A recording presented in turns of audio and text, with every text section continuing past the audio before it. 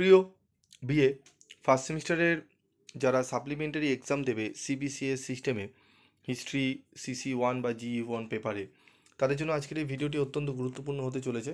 কারণ তোমাদের যারা সাপ্লিমেন্টারি এক্সাম দেবে, তোমরা 2023-এর প্রশ্নপত্রে তোমরা পরীক্ষা দিয়েছো।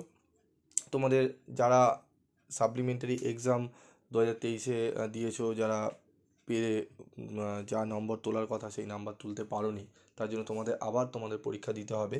সেই সাপ্লিমেন্টারি এক্সামের জন্য কোন কোন প্রশ্নগুলো গুরুত্ব সহকারে তোমরা পড়বে সেটি আমি তোমাদের অবশ্যই আলোচনা করে দেবো। তো তোমাদের 2024-এর প্রশ্নপত্রের পরীক্ষা দিতে হবে সাপ্লিমেন্টারি এক্সামে। তো যারা যারা 2023-এর প্রশ্নপত্র যাদের কাছে রয়েছে তারা আমাকে একটু কমেন্ট বক্সে লিখে জানাবে যে হ্যাঁ স্যার আমার কাছে আছে, এবং যাদের কাছে নেই তারাও জানাবে। এবং 7278981430 এই নাম্বারে তোমরা হোয়াটসঅ্যাপ করেও জানাতে পারো। তো দেখো, আমাদের ইম্পর্টেন্ট 10 মার্কস কোশ্চেন, এই কোশ্চেনের মধ্যে যেগুলো স্টার মার্ক রয়েছে সেগুলো খুব গুরুত্ব সহকারে তোমরা করবে, এবং তোমাদের জন্য স্টাডি মেটেরিয়ালও তৈরি করা রয়েছে। তোমরা যদি নিতে চাও তাহলে অবশ্যই যে নাম্বারটি বললাম সেই নাম্বারে তোমরা যোগাযোগ করে নেবে। তো দেখো, হরপ্পা সভ্যতার পতনের কারণগুলি কী কী? অত্যন্ত গুরুত্বপূর্ণ প্রশ্ন। হরপ্পা সভ্যতার পতনের কারণ এবং হরপ্পা সভ্যতার বৈশিষ্ট্য, এই দুটি প্রশ্ন খুব ভালো করে তোমরা পড়লে, বা দুটো প্রশ্নের মধ্যে একটি হামেশাই ঘুরিয়ে ফিরিয়ে দেয়। তো তোমরা প্রথম এই প্রশ্নটি অবশ্যই পড়বে, হরপ্পা সভ্যতার পতনের কারণ। তার সাথে পড়বে প্রাচীন ভারতীয় ইতিহাস পুনর্নির্মাণে প্রত্নতাত্ত্বিক উপাদানের গুরুত্ব কতখানি। এই দুটি প্রশ্ন অবশ্যই পড়তে হবে তোমাদের। এই দুটো প্রশ্ন পড়বে, তার সাথে পড়বে প্রাচীন ভারতের ইতিহাসের উপাদান হিসাবে বৈদেশিক সাহিত্যের গুরুত্ব আলোচনা করো। মগধ সাম্রাজ্যের উত্থানের পেছনে কী কারণ ছিল, অত্যন্ত গুরুত্বপূর্ণ। মৌর্য প্রশাসনের মূল বৈশিষ্ট্যগুলি ব্যাখ্যা করো। তারপর রয়েছে গৌতম বুদ্ধের মূল নীতিগুলি আলোচনা করো। এই ধর্মকে প্রতিবাদী ধর্ম বলা হয় কেন? শাসক ও বিজেতা রূপে সাতবাহন রাজ গৌতমীপুত্র সাতকর্ণীর কৃতিত্ব বিচার করো। মৌর্য যুগের কেন্দ্রীয় ও প্রাদেশিক শাসন ব্যবস্থা আলোচনা করো। ঋক বৈদিক যুগে আর্যদের অর্থনৈতিক জীবনের বৈশিষ্ট্যগুলি আলোচনা করো, অত্যন্ত গুরুত্বপূর্ণ। কুষাণ সম্রাট কনিষ্কের কৃতিত্বের বিবরণ দাও।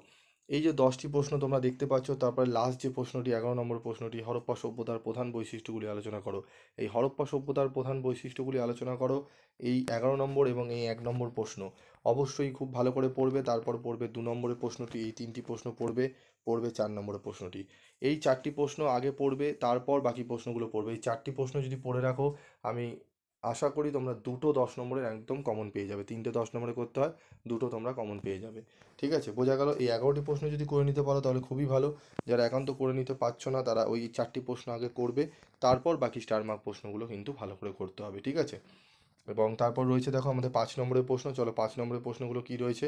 5 নম্বরে যা যা প্রশ্ন হয়েছে সবগুলোই পারলে একটু করে নিও। যদি খুবই একান্ত প্রবলেম হয় আমাকে জানিও, আমি এর মধ্যে থেকেও আরও বেঁচে দেবো। তো গান্ধার শিল্প বিষয়ে সংক্ষেপে আলোচনা করো। সূরজ মহাজন পদের ওপর টিকা লেখো। ভারতবর্ষের নব্যপ্রস্তর যুগ সম্বন্ধে টিকা লেখো। মেহেরগড় সংস্কৃতির ওপর সংক্ষিপ্ত টিকা লেখো। ভারতে আলেকজান্ডারের জয়লাভের কারণগুলি আলোচনা করো। এই 5টি প্রশ্ন অবশ্যই অবশ্যই খুব ভালো করে তোমাদের পড়তে হবে আগে। তারপর যে প্রশ্নগুলো পড়বে, শাসক রুদ্র দামনের ওপর একটি টিকা লেখো। বৈদিক যুগে জাতিভেদ প্রথার ওপর আলোকপাত করো। 7টি প্রশ্ন গেল। তারপর এই 7টি প্রশ্ন খুব ভালো করে তোমাদের করতে পারলে আশা করি মিনিমাম 3টে 5 নম্বর থেকে 4টে 5 নম্বর তোমরা কমন পেয়ে যাবে। তারপর রয়েছে দেখো, ধর্ম বলতে কি বোঝায়। প্রাচীন ভারতের ইতিহাসের প্রত্নতাত্ত্বিক উপাদান হিসাবে মুদ্রার গুরুত্ব, অত্যন্ত গুরুত্বপূর্ণ এই মুদ্রার গুরুত্ব। ঠিক আছে? এবং অশোক কেন কলিঙ্গ আক্রমণ করেছিলেন। এই 8, 9, 10 এবং প্রথম 5টি, টোটাল এই 8টা প্রশ্ন যদি করে রাখো, আমি আশা করি 4টে থেকে 5টা প্রশ্নই তোমরা 5 নম্বরে কমন পেয়ে যাবে। ঠিক আছে? তার সাথে এক্সট্রা প্রশ্ন আমি তোমাদের রাখছি 11 এবং 12 নম্বরে। বৌদ্ধ জৈন ধর্মের মধ্যে প্রধান পার্থক্যগুলি উল্লেখ করো। গৌতমীপুত্র সাতকর্ণীর কার্যাবলী সংক্ষেপে আলোচনা করো। এই প্রশ্নটি এবং মৌর্য সাম্রাজ্যের পতনের কারণগুলি সংক্ষেপে আলোচনা করো।